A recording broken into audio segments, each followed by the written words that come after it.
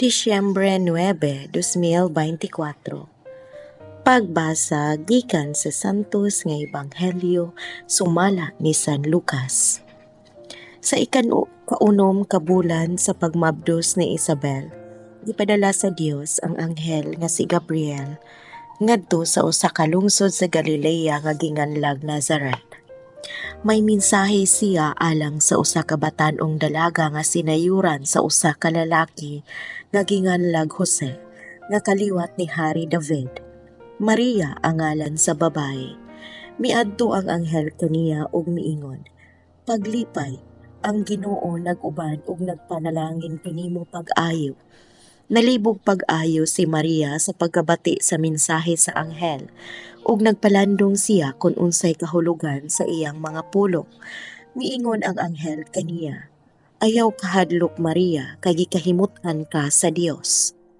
Magmabdos ka og manganak og lalaki ug nganlan mo siya Jesus. Mahimo siyang inila ug tawgon siya nga anak sa Dios nga labing halangdon.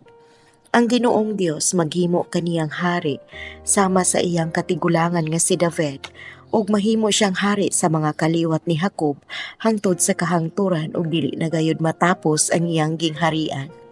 Si Maria miingon sa anghel, "Ulay ako busa unsaon man pagkahimo niini."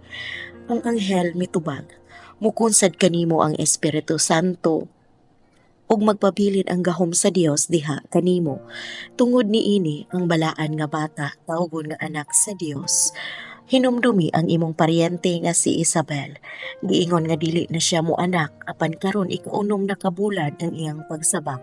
Bisag tigulang na siya kaayo kay walay dili mahimo sa Dios."